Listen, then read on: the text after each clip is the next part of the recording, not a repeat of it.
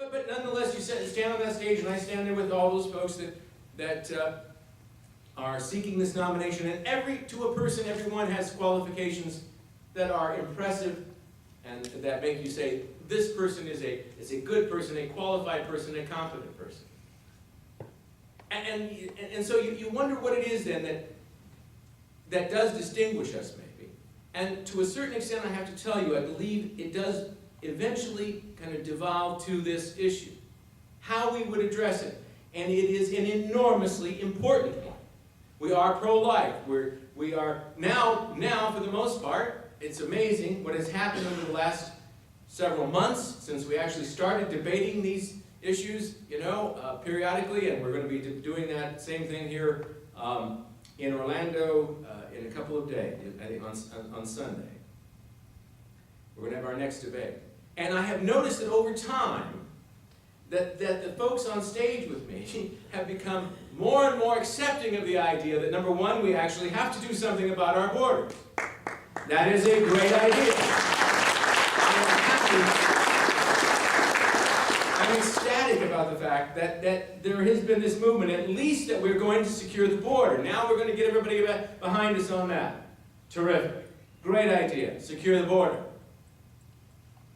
And so what are we going to do then about the 12 to 20 million? Now the most recent estimates put it up maybe as close as 30 million people who are here illegally. What do you do about this? Well, when you think about this and when you listen to the answers given by most of the people who are on that stage, I want you to consider this, because for the most part what they say is something like this. Well, of course, we can't just deport them. Now that's a euphemistic way of saying we have to give them amnesty if they've come here illegally. We've got to figure out a way to let those people who have come here illegally stay here.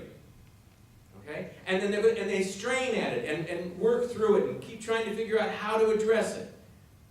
But my friends, think about the gentleman that I met when I got off the plane in Detroit.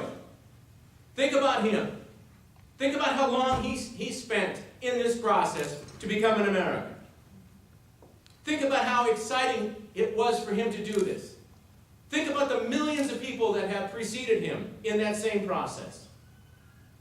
Think about the millions of people who are waiting out there because they're going to do it the right way.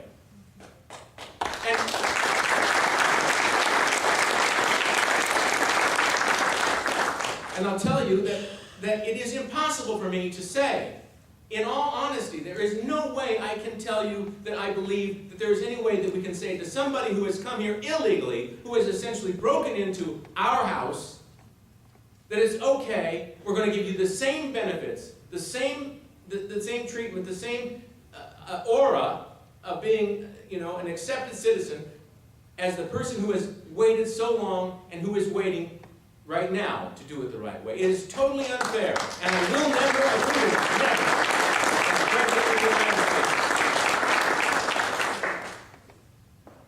And this is something that's going to challenge us for a long time.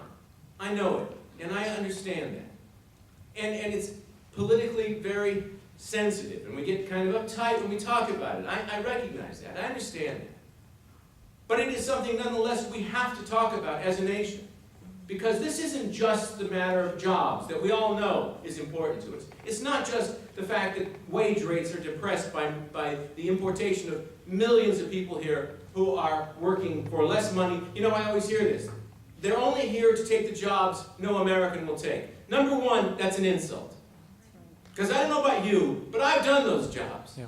Our kids, my wife, Jackie, and I, Jackie's right here, our kids have done those jobs. Americans do those jobs. You know what they don't say? You know what the end of that sentence is that they never use? Is that no American will do the job for what I can get an illegal alien to do this job for in terms of price.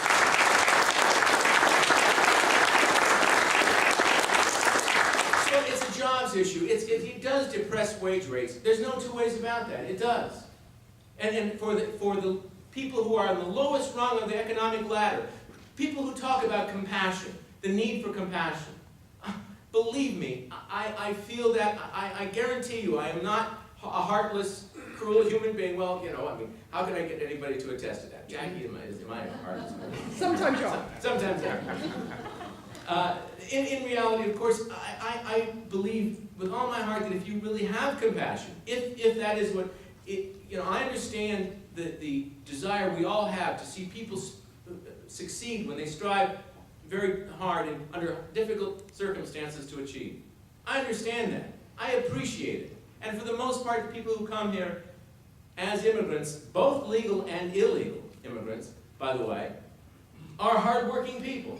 And I don't mean for a minute to disparage their efforts. It's not that. It's just that I have compassion for the people who are here and who have been here and who are American citizens and who are suffering as a result of this, because I'll tell you, wage rates for the people on the lowest end of the economic ladder in this country have been depressed for years. And it's not, by the way, because of a lack or unwillingness on the part of the government to increase the minimum wage, which is an idiotic idea. The government deciding. I guarantee you this. I guarantee you, as congressman or president of the United States, I do not know what you are worth in the marketplace. I cannot possibly determine that. So I vote against every single, at every opportunity, I vote against anybody trying to say government knows what rate you should be paid, because we don't. We have no idea. The market determines that. But I'll tell you what the market also does. It says when there's a massive number of people here through supply and demand who are available at very low wage rates, what do you think happens to wage rates in America for the lowest income people? They are depressed. And we know that's the case. Why don't we have compassion? Why isn't there compassion there for the people who are hurt by this, who can't work their way out of poverty as a result of it? Why isn't there compassion for the American taxpayer who has to foot the bill for the millions of people who come here illegally? We are told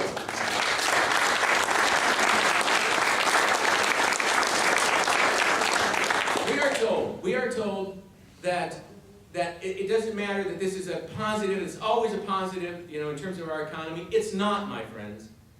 I guarantee you, there's tons of information. The most recent, fascinating report done by Robert Rector for the Heritage Foundation.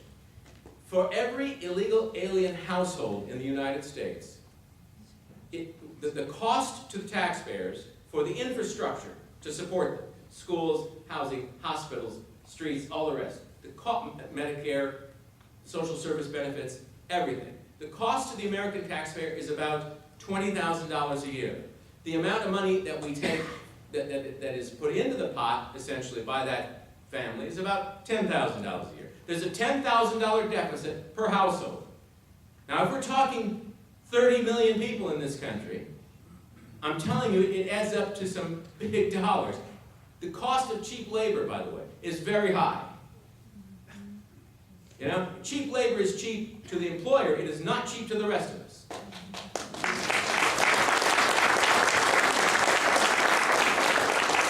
So, I just ask you to be compassionate and think about the effects of this on the rest of the country. And then we move from there to the issue of the crime rate that is growing astronomically in areas where we have this high concentration of illegal immigration. In Los Angeles County, the 93% of the outstanding murder warrants are out now for illegal aliens. 93% of all murder warrants. 70% of the gangs